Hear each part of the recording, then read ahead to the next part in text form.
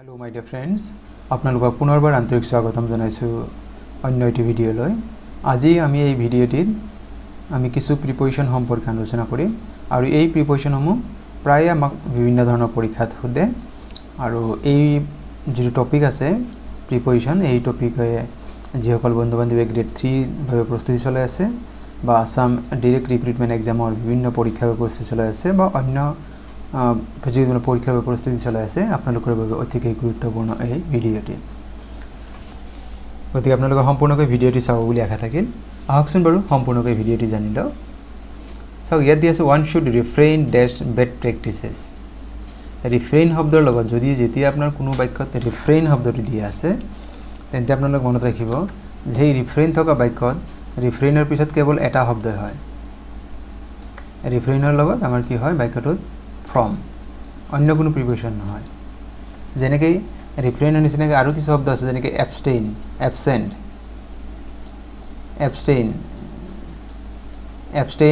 এই ধৰণৰ শব্দ বা absent, suffer এইবিলাকৰ লগত কি হয় from হয়, কেৱল মাত্ৰ from হয়। গতিকে আপোনালোকে মনত ৰাখিব ৰিফ্ৰেইনৰ লগত কি হ'ব কেৱল মাত্ৰ from হ'ব, অন্য কোনো প্ৰিপজিশন ইয়াৰ লগত ব্যৱহাৰ নহয়। দ্বিতীয় বাক্যটো চাওক if you live in a corrupt society you can't rise dash the prevailing corruption। যদি তুমি কোনো corrupt society আছা দুৰ্নীতিগ্ৰস্ত you can't easily rise above the prevailing condition। ৰাইজৰ পিছত ইয়াতে কি হ'ব above হ'ব, অপশন এ আমাৰ শুদ্ধ হ'ব rise। পৰৱৰ্তী বাক্য চাওক she climbed dash the ladder to paint the wall। climb যেতে ওপৰলৈ বগাই যোৱা বুজায় তেতিয়া কি হ'ব climb up, ওপৰলৈ বগাই যোৱা বুজাইছে সেই অৰ্থত আমাৰ কি হ'ব climb up।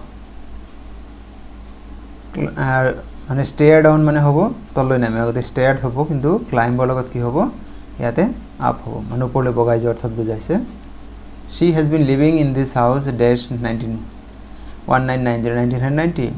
চাওক এই বাক্যটো আছে প্ৰেজেন্ট পাৰফেক্ট কন্টিনিউয়াস টেন্স আৰু প্ৰেজেন্ট পাৰফেক্ট কন্টিনিউয়াস টেন্সত কি হয় সাবজেক্টৰ পিছত have been বা has been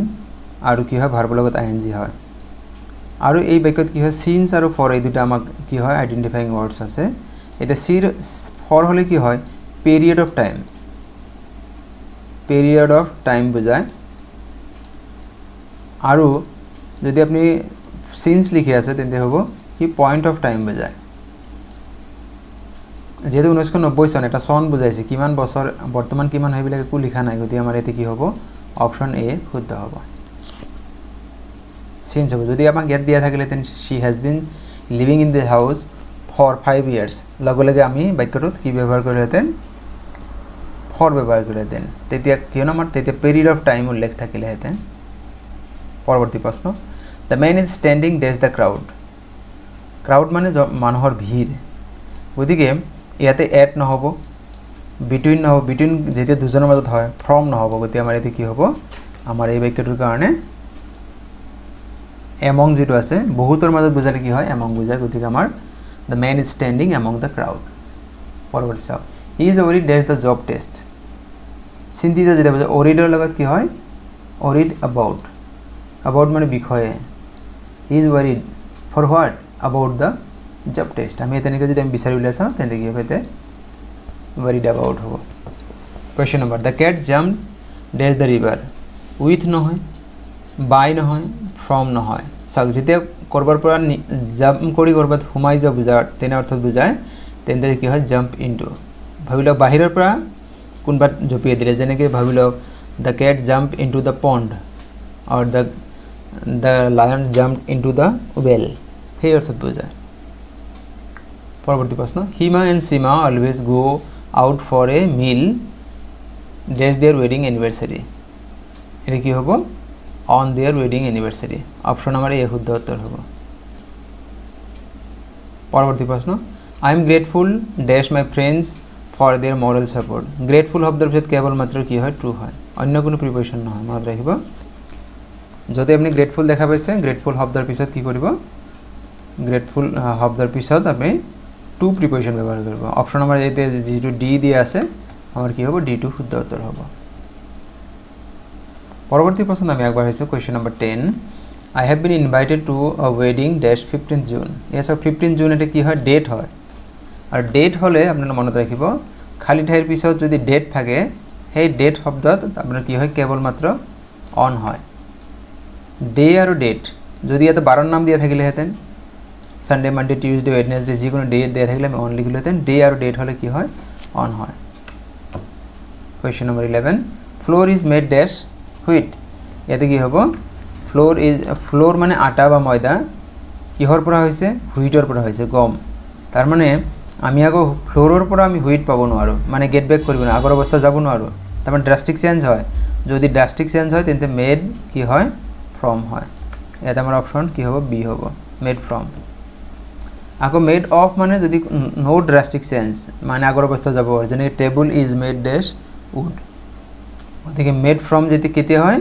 যদি কি হয় দেখা যায় ড্রাস্টিক চেঞ্জ হয় পূর্বর অবস্থায় ঘুরে যাব নোৱাৰো are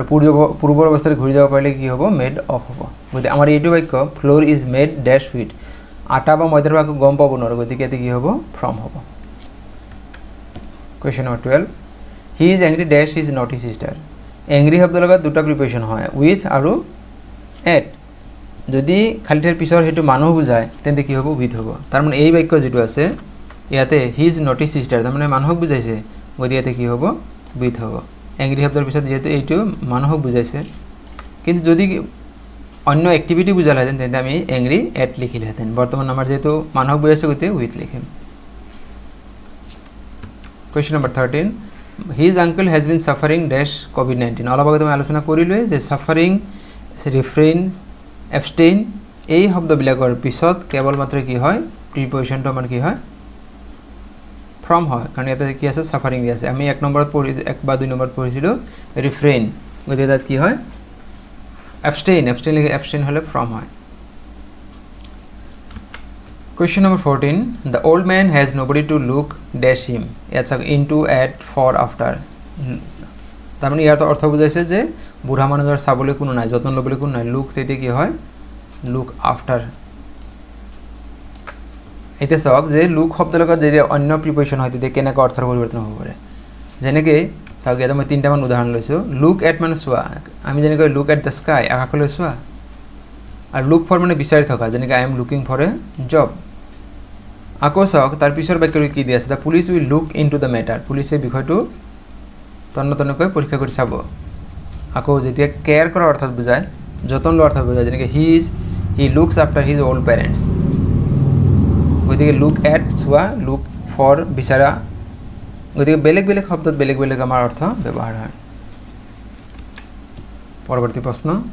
the prisoner is accused dash murder সদায় মনত ৰাখিব যে একিউজড যে শব্দ য'ত ব্যৱহাৰ হৈছে তাৰ পিছত কেৱলমাত্ৰ কি হয় অফ হয় অন্য কোনো প্ৰিপোজিশন নহয় কোয়েশ্চন নাম্বার 16 ইয়াত দি আছে I want him dash driving so fast want যেতে থাকিব কোনো বাক্যত মনত ৰাখিব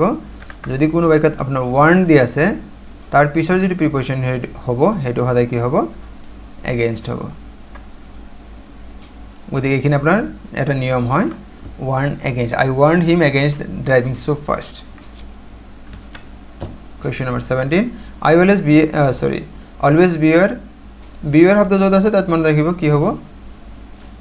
বিয়াৰ শব্দ য'ত আছে তাত কেৱল অফ হয় মানে সতৰ্ক হৈ থকা সাৱধান হৈ থকা এই অৰ্থত বুজা হয় বিয়াৰ অফ গতিকে আমাৰ ইয়াতে কি হ'ব বিয়াৰ যেহেতু আছে তাৰ পিছফালে কি হ'ব অফ প্রিপোজিশন হ'ব তার পিছত question number 18 health is preferable dash wealth সম্পদতকৈ স্বাস্থ্য বেছি গুৰুত্বপূৰ্ণ বা গুৰুত্ব দিবলগীয়া বিষয় যদি তেনেকৈ প্ৰিফাৰেবল থাকে তেন্তে মনত ৰাখিব প্ৰিফাৰেবল শব্দৰ পিছত কেৱলমাত্ৰ কি হ'ব টু প্রিপোজিশন হ'ব অন্য কোনো প্রিপোজিশন ইয়াতে নহয় question number 19 the principal presided dash the meeting presided শব্দ য'ত আছে মনত ৰাখিব প্ৰিসাইড শব্দৰ পিছত কেৱলমাত্ৰ কি হয় ওভাৰ শব্দহে ব্যৱহাৰ হয় এটো অপশন আমাৰ যেটো সি দি আছে প্রিসাইডেড ওভার গতিকে ইয়াতে বুজাইছে যে অধ্যক্ষই সেই যেটো মিটিং আছিল তাত অধ্যক্ষ কি কৰি সভাপতিত্ব কৰিছিল presided over question number 20 we should not hanker dash মানে হ্যাঙ্কাৰ শব্দৰ পিছত এটাই প্ৰিপোজিশন হয় হেয়া হৈছে হ্যাঙ্কাৰৰ পিছত কি হয় আমি নিশ্চয় সকলো জানো এটো হ্যাঙ্কাৰৰ পিছত কেৱলমাত্ৰ কি হয় আফটাৰ হয়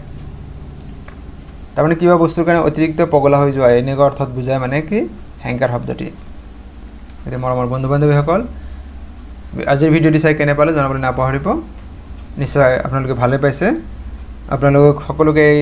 বিনম্ৰ অনুৰোধ আপোনালোকে যদি প্ৰথমবাৰ মোৰ চেনেলটি চাই আছে চেনেলটি সাবস্ক্ৰাইব কৰিবলৈ আশা থাকিল আৰু ভিডিঅ'সমূহ লাইক কমেন্ট আৰু শ্বেয়াৰ কৰিব আৰু আজিৰ ভিডিঅ' সম্পূৰ্ণকৈ চোৱাৰ বাবে আপোনালোকলৈ অশেষ ধন্যবাদ